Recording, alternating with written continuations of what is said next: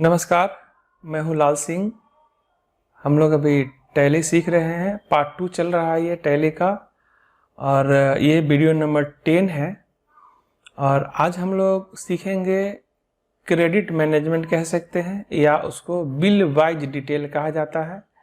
जब हम किसी पार्टी से उधार परचेज या सेल करते हैं तो एडिशनली हम एक एक परचेज का ट्रैक रख सकते हैं, और फिर हम आसानी से उसके यहाँ कितना ड्यूज है या मेरे यहाँ कितना ड्यूज है, इसका एक अलग से हम रिपोर्ट देख सकते हैं बिल वाइज डिटेल के द्वारा। तो आज हम लोग यही पढ़ने वाले हैं, तो चलिए शुरू करते हैं। तो यहाँ पे टैली हम ओपन कर रखे हैं। अब यहाँ पे इसको हम दो तरीके से देखेंगे, एक अकाउंट्स ओनली के साथ देखेंगे और एक इन्वेंट्री के साथ भी देखेंगे। तो चलिए सीधा हम शुरू करते हैं। यहाँ पे एक कंपनी बना लेते हैं, क्रिएट कंपनी। कंपनी बन चुका है। अब हम लोग आते हैं यहाँ पे अकाउंटिंग वाउचर्स में, F6 करते हैं, Alt C कैपिटल। अभी हम आपको यहाँ पे एग्जांपल दिखा रहे हैं, फिर बिल वाइज डिटेल के बारे में डिटेल में बात करेंगे। 1 लाख ले लिए और यहाँ कैश दे दिए। अब किसी से मुझे परचेज करना है, नॉर्मली परचेज कर रहे हैं अकाउंट्स ओनली में, तो F9 दे दिए, कंट्रोल भी, क्योंकि अकाउंट्स ओनली कर रहे हैं। CR में Alt C, मान लेते हैं रमेश, और यहाँ पे हम अभी जानने के लिए लिख देते हैं क्रेडिटर। ठीक है, जरूरी नहीं था लिखना, लेकिन लिख दिए। और ये हो गया सन्ड्री क्रेडिटर। देखिए सन्ड्री क्रेडिटर देने के बाद यहाँ पे एक ऑप्शन आ रहा है maintain balances bill bye bill. आज हम लोग इसी को करने वाले हैं, लेकिन अभी यहाँ पे हम नो कर रहे हैं। Control A, enter. मान लिया जाए इनसे 10,000 रुपये का परचेज करते हैं, और DR में Alt C करके परचेज बना लिया। परचेज का परचेज नो, अभी इन्वेंट्री हमको मैनेज नहीं करना है। कंट्रोल A, तो 10,000 का परचेज कर लिया। फिर इन्हीं से परचेज करते हैं, रमेश क्रेडिटर से 14,000 रुपये का परचेज। एक बार और परचेज करते हैं रमेश क्रेडिटर से ही 12,000 रुपये का परचेज। ठीक है, तो 3 उधार खरीदा। अब यहाँ से बाहर निकल के रिपोर्ट देखते हैं। रिपोर्ट देखने के लिए हम लोग कहाँ जा सकते हैं, बैलेंस शीट में भी जा सकते हैं। Alt F1 करेंगे तो देखिए यहाँ सन्ड्री क्रेडिटर दिखा रहा है 36,000, है ना, रमेश क्रेडिटर का है, और इनसे हम लोग ये परचेज किए हैं। ओके, तो ये नॉर्मली दिख रहा है यहाँ पे। ठीक है, अब हम लोग इसको बिल बाय बिल मैनेज करते हैं। अभी तो हम सिंपल देख लिए। हाँ, इसमें एक चीज़ और देखना होगा। यहाँ पे अकाउंटिंग वाउचर में चलते हैं और पेमेंट करते हैं रमेश को। तो रमेश क्रेडिटर को जब पेमेंट कर रहे हैं तो यहाँ पे दिख रहा है 36,000 उनका ड्यू है। अभी मान लिया जाए मैंने 20,000 दिया, और यहाँ पे कैश। ओके, ये समझ में आ रहा है बात। अभी हम वापस इसी चीज़ को फिर से करने वाले हैं, तो फ़र्क समझ में आएगा कि बिल बाय बिल में क्या होता है और नॉर्मली में क्या होता है। 20,000 दे दिए हम लोग। चलिए अब यहाँ से बाहर जाके देख सकते हैं, अगर बैलेंस शीट में, तो वहाँ पे घट जाएगा। देखिए अब यहाँ 16,000 ही रह गया। एंटर प्रेस करिए, एंटर प्रेस करिए। क्यों? क्योंकि 3 बार में खरीदे हैं और एक बार 20,000 रुपये का दिए हैं, तो स्वाभाविक है जो बचा है 16,000 है। अब आइए वापस। अब यहाँ पे हम एक और लेजर बनाते हैं, खरीदना ही है हमको। F9 में कंट्रोल V, उधार खरीदना है, Alt C। अब यहाँ पे हम कर देते हैं अमित स्टोर। ये भी मेरा क्रेडिटर है, जस्ट यहाँ C लिख देते हैं पहचानने के लिए, और इसको भी कर देते हैं sundry creditor. Maintain balances bill bye bill yes करना है यहाँ पे हमको। ठीक है, तो ये अगर यहाँ पे नहीं आता है maintain balances bill bye bill, तो इसके लिए हम लोग को F11 प्रेस करना है यहीं से, और यहाँ पे है देखिए मेंटेन बिल वाइज डिटेल है, इसी को येस कर देना है। अभी इसको हम नो कर देते हैं, कंट्रोल A। तो देखिए हट गया, वो नहीं है, अभी है नहीं है। वापस से F11 करेंगे और यहाँ क्या कर देना है इसको, यस। ठीक है,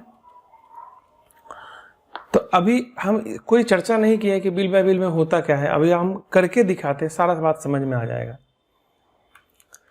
तो यहाँ पे यस कर दिए, बिल वाइज डिटेल यस कर दिए। अब है डिफ़ॉल्ट क्रेडिट पीरियड। पूछ रहा है कि अगर आप किसी से उधार खरीद रहे हैं या किसी को उधार बेच रहे हैं, तो कितने दिन के लिए उधार खरीद रहे हैं, कितने दिन के लिए उधार बेच रहे हैं, ये पूछ रहा है। तो अभी हम कुछ भी यहाँ पे 10 डेज दे देते हैं। ठीक है, कंट्रोल A कर लीजिए। अब आइए यहाँ पे देते हैं हम लोग अमित स्टोर C एंटर। अब यहाँ पे हम इनसे 5,000 का सामान खरीद रहे हैं।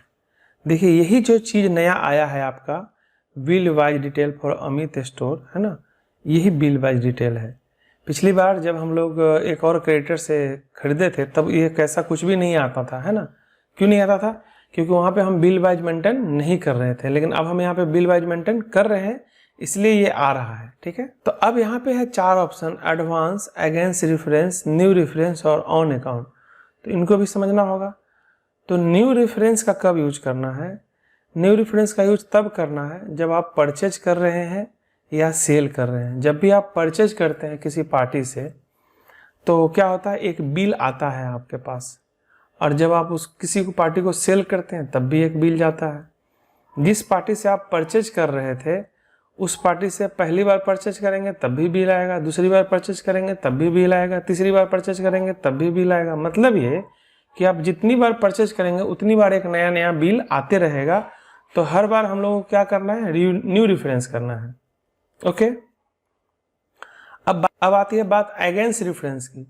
तो जब हम किसी को पेमेंट देंगे या किसी से पैसा लेंगे तो क्यों लेंगे, किसी बिल के अगेंस्ट में ही देंगे या लेंगे, तो इस केस में आपको अगेंस्ट रेफरेंस करना होगा।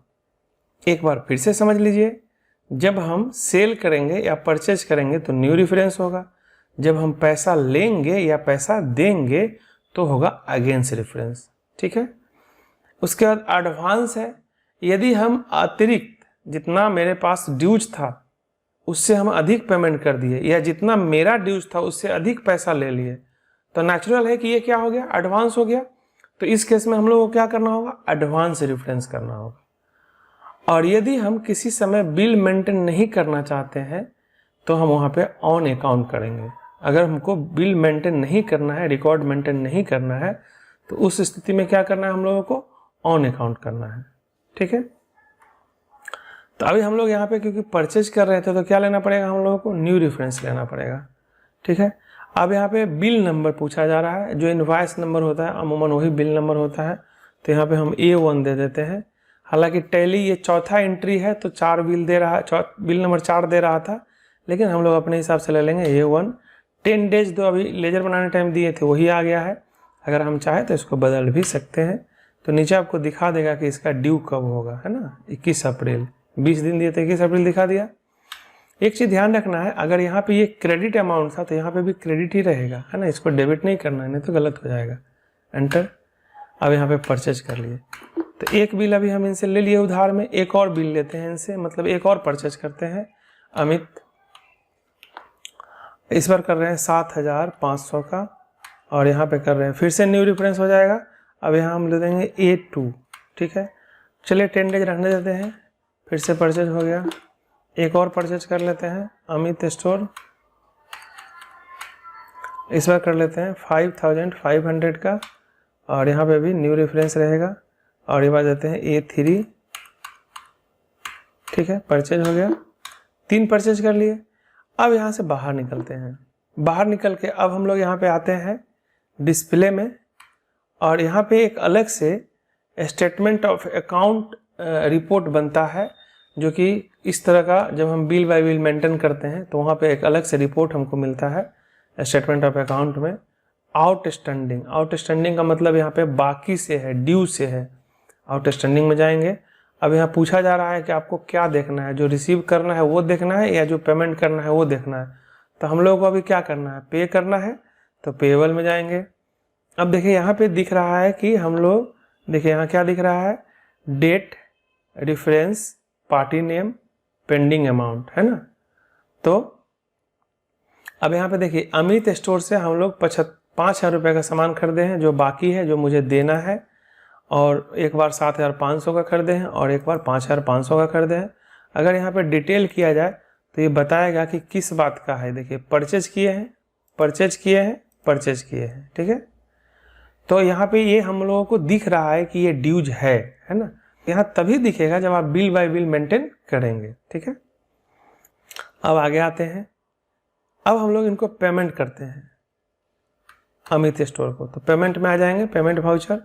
अब यहाँ पे देखिए अमित स्टोर कर रहे हैं, तो अब यहाँ पे कितना दिख रहा है, 18,000 दिख रहा है। ठीक है, अभी मान लीजिए इसमें से हम लोग देने वाले हैं 10,500, सपोज 10,500 ले लिए। एंटर प्रेस करते ही देखिए यहाँ पे क्या होने वाला है। यहाँ पे आपको आ गया वापस से बिल बाय बिल, और इस बार टैली अगेंस्ट रेफरेंस खुद ले रखा है। हम लोग अभी बात किए थे कि जब हम पैसा देते हैं या लेते हैं तो अगेंस्ट रेफरेंस होता है, ठीक है। तो अगेंस्ट रेफरेंस आया हुआ है। अब जैसे हम यहाँ एंटर प्रेस करेंगे अगेंस्ट रेफरेंस लेने के बाद, तो देखिए यहाँ पे जो बिल है, पेंडिंग बिल्स है, उसका डिटेल आ जाएगा, है ना। बिल वाइज बिल मेंटेन करने का क्या फ़ायदा हुआ कि हम लोग यहाँ हम लोगों को पता चल गया कि हम अमित स्टोर से 3 बार खरीदे थे, A1, A2, A3। यहाँ अलग अलग डेट रहता, आप अगर डेट मेंटेन करते तो, और यहाँ पे अलग अलग बैलेंसेस दिखा हुआ है और फाइनल बैलेंसेस दिखा हुआ है, ठीक है। लेकिन अब वापस यहाँ से हम बाहर निकल रहे हैं, अभी बाहर निकल रहे हैं, और अभी यहाँ पे हम दे देते हैं दूसरे क्रेडिटर का, रमेश क्रेडिटर। अभी मान लीजिए उनका अभी हम 10,500 उनको भी दे रहे हैं सपोज। तो यहाँ पे कभी कुछ नहीं आएगा कि हाँ कितनी बार खरीदे थे, क्या क्या खरीदे थे, कितनी बार खरीदे थे, ऐसा कुछ नहीं आया यहाँ पे। लेकिन उसमें अब वापस देखिए, फिर से पीछे आते हैं, फिर से आप ले लीजिए अमित स्टोर सी। अब देखिए क्या हो गया, यहाँ पे आ गया, डिटेल आ गया। तो यही फ़ायदा है बिल वाइज बिल का, है ना। हमको पता चल जाएगा कि हम कितनी बार खरीदे हैं और कितनी बार, मतलब किस किस बार कितने कितने का अमाउंट खरीदे हैं, ठीक है। और अगर बिल बाय बिल मेंटेन नहीं करते हैं तो वहाँ पे हमको एक मुश्त दिखाता है, नमसम दिखाता है ना, एक्यूमुलेट करके दिखाता है, अलग अलग ट्रैक नहीं दिखता है। मेन फ़ायदा यही है। और दूसरा एक और फ़ायदा है कि हम इसका अलग से रिपोर्ट देख सकते हैं। अब यहाँ पे एक चीज़ और क्या होता है, जो पेंडिंग बिल का लिस्ट आ रहा है ये कभी कभी नहीं दिखाई देगा आपको। तो इसके लिए क्या करना है, तो यहाँ से बाहर निकलना है, इसके बैक स्पेस दबाकर और F12 में जाना है। और देखिए यहाँ पे एक ऑप्शन है, ये देखिए show table of bill for selection. इसको अगर हम नो कर देंगे अभी, तो फिर वहाँ पे वो लिस्ट जो आ रहा था ना, अभी नहीं आएगा। देखिए आया क्या, अभी नहीं आया। तो इसको येस रखना है, तो वापस जाना है इधर से F12 में, सो table of bill for selection को क्या कर देना है, येस कर देना। अगेन कंट्रोल A, फिर से यहाँ दिखना शुरू हो गया। नो रहेगा तो नहीं दिखेगा। तो अभी जो हम यहाँ पे इस तीनों बिल के अगेंस्ट में 10,500 दे रहे हैं, तो इसके यहाँ पे हम लोग अपने से मैनुअली एडजस्ट करेंगे। जैसे एक बिल है 5,000 का, दूसरा बिल है 7,500 का, तीसरा बिल भी 5,000 का है, तो हमको किस बिल में कितना अमाउंट देना है ये हमको मैनुअली एडजस्ट करना पड़ेगा। तो मान लिया जाए कि पहले बिल को हम लोग ख़त्म कर देते हैं, या पहले बिल को जब हम देखिए यहाँ पे बिल सेलेक्ट करना है, एंटर प्रेस करेंगे तो पहला बिल सेलेक्ट हो गया, 5,000 आ गया। लेकिन मान लेते हैं कि इसमें 4,500 ही देना है, तब 500 रुपया उस बिल का बच जाएगा। फिर अब इसमें आते हैं, इसमें हम लोग दे देते हैं कितना, इसमें दे देते हैं 6,000 रह गया, क्योंकि टोटल हम 10,500 ही तो दे रहे हैं। 4,500 तो हम पहले बिल में दे चुके हैं, तो बचा कितना, 6,000 ही ना।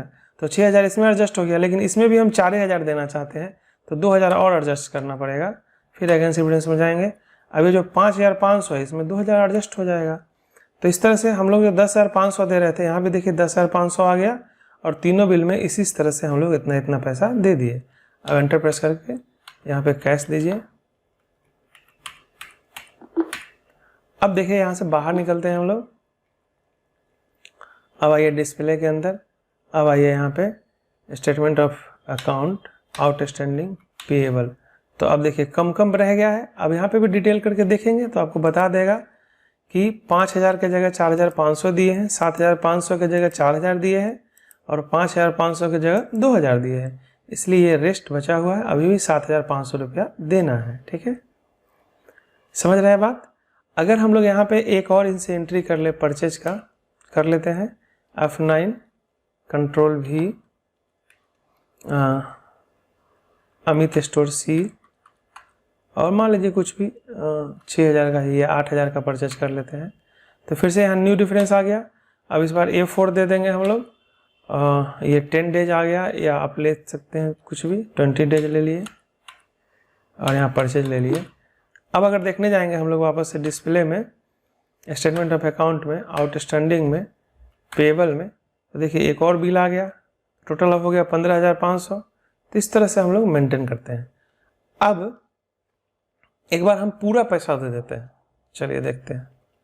अकाउंटिंग वाउचर्स पेमेंट कर देते हैं अमित सी स्टोर का। यहाँ कितना है, 15,500 है। लेकिन अभी हम 15,500 नहीं दे रहे हैं, अभी हम दे रहे हैं 20,000। अब देखिए क्या होने वाला है, 20,000 दे रहे हैं मतलब क्या हुआ, जितना मेरे यहाँ बाकी था उससे अधिक दे रहे हैं, तो यही तो एडवांस हो जाएगा। चलिए अगेंस्ट एविडेंस में आइए, सब बिल को एक एक करके सेलेक्ट करते जाएंगे। यहाँ लिए, एंटर प्रेस किए, इसको लिए, क्योंकि पैसा तो मेरे पास ज़्यादा है, जितना बिल ड्यूज है उससे अधिक हम दे रहे हैं, तो यहाँ सारा बिल ख़त्म ही होगा। तो एक एक करके एंटर प्रेस करते जा रहा तो सारा बिल तो ख़त्म हो गया। लेकिन अभी भी हम लोग यहाँ दिए थे कितना, 20,000 दे रहे हैं, और अभी टोटल एडजस्टमेंट कितना का हुआ है, 15,500 का ही हुआ है।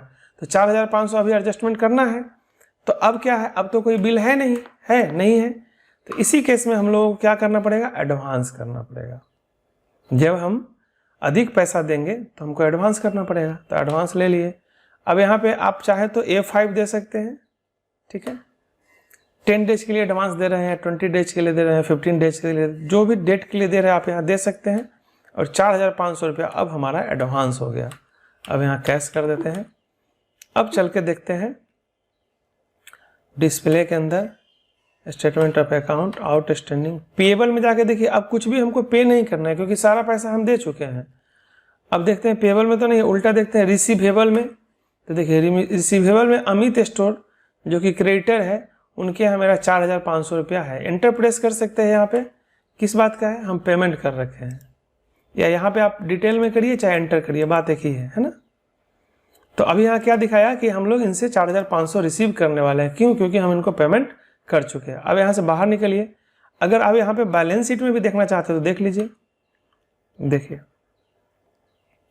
यहाँ पे आइए, एंटर प्रेस करिए, तो यहाँ पे अमित सी स्टोर अब डेबिट में दिख रहा है, और जिसका मेरे तरफ बाकी है वो क्रेडिट में दिख रहा है, और मैं जिसको एडवांस दे रखा हूँ वो कहाँ दिख रहा है, डेबिट में दिख रहा है ना। अब अमित स्टोर से फिर से सामान खरीदते हैं, तो फिर से F9 में आ जाएंगे, कंट्रोल भी कर देंगे। अब CR में अमित स्टोर से खरीद रहे हैं, तो CR में अमित स्टोर दे दिए। अब यहाँ पे हम मान लीजिए खरीद रहे हैं 12,000 का, ठीक है, एंटर। तो ये न्यू रेफरेंस लेगा, लेकिन अमित स्टोर के यहाँ हम लोगों का एक 4,500 रुपया का एडवांस बिल है, तो उसको भी तो एडजस्ट करना है, उसको तो छोड़ना नहीं है। तो यहाँ पे अभी हम लोगों को एक बार अगेंस्ट रेफरेंस में जाना पड़ेगा। देखिए ये बिल है यहाँ पे A5, ये 4,500 का बिल तो था ना, मतलब हम लोग एडवांस दे रखे थे तो उसको तो काटेंगे। तो यहाँ पे 4,500 लिखना पड़ेगा जब आप अगेंस्ट एडवांस के अगेंस्ट काम करेंगे तब, और रेस्ट फिर यहाँ पे न्यू डिफरेंस हो जाएगा। क्योंकि 12,000 का खरीद रहे हैं लेकिन 4,500 तो मेरा ही था उसके तरफ, तो पहले तो वो काटेंगे और फिर अब न्यू डिफरेंस में एक बिल आ जाएगा, A6 दे दीजिए जो कि 7,500 का हो गया, ठीक है। तो इस तरह से हम लोग एडवांस भी कर लिए और अगेंस्ट भी कर लिए। अब यहाँ पे अगर वापस उनको हम पेमेंट करेंगे तो कर सकते हैं, पेमेंट कर दीजिए अमित स्टोर को। 7,500 है, 7,500 ही कर देते हैं।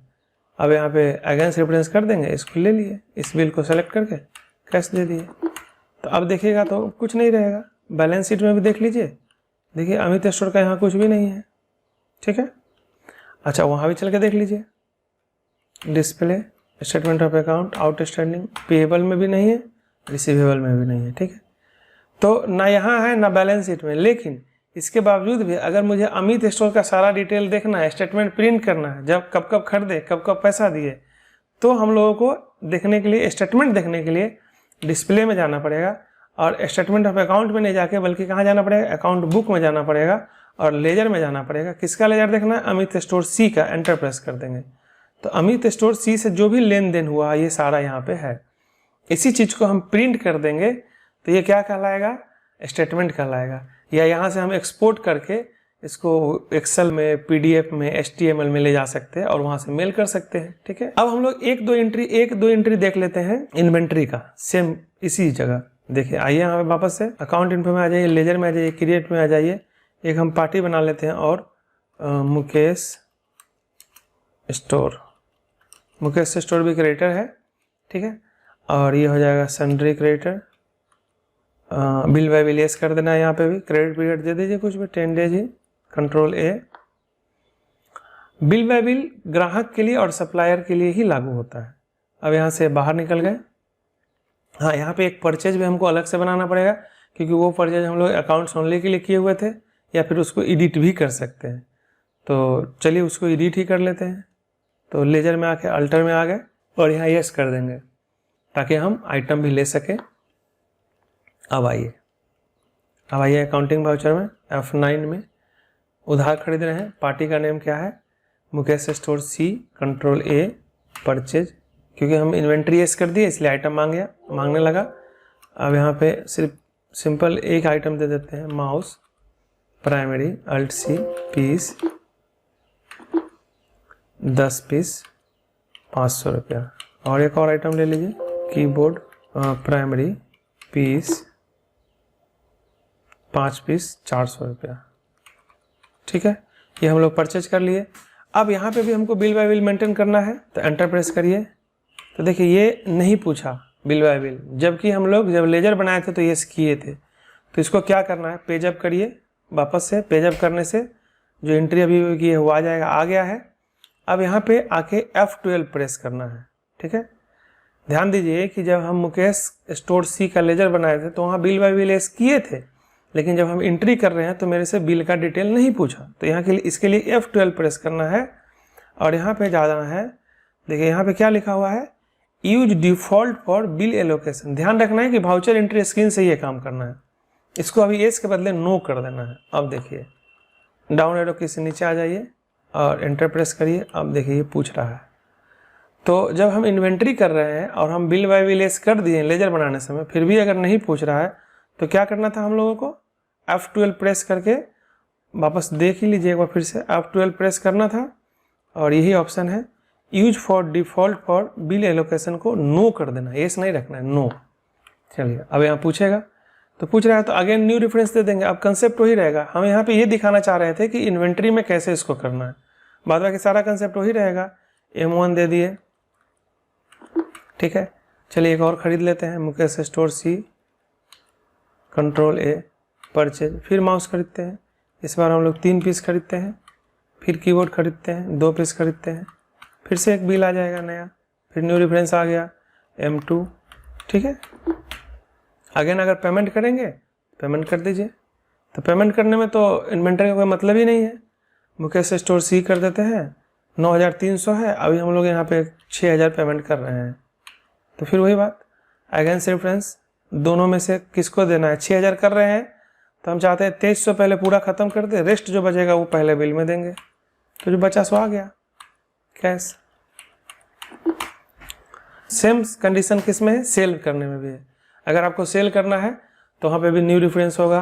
पैसा उससे लेना है तो अगेंस्ट रेफरेंस होगा, जाके देखेंगे एडवांस होगा। जैसा परचेज में होता है वैसा सेल में होता है। तो एक बार वापस इसका रिपोर्ट देख लेते हैं हम लोग। यहाँ पे display statement of account outstanding payable, देखिए यहाँ आ रहा है।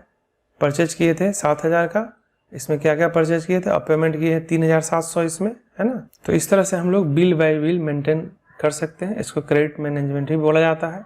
इसमें मूलतः ये होता है कि हम किसी को सामान बेच रहे हैं या खरीद रहे हैं तो उसका एक एक सेल या परचेज का अलग अलग ट्रैक रखा जाता है और फिर उसको हम लोग देखते हैं और उसके हिसाब से पैसा लेते हैं या पैसा देते हैं और उसका अलग से हम रिपोर्ट भी देख पाते हैं।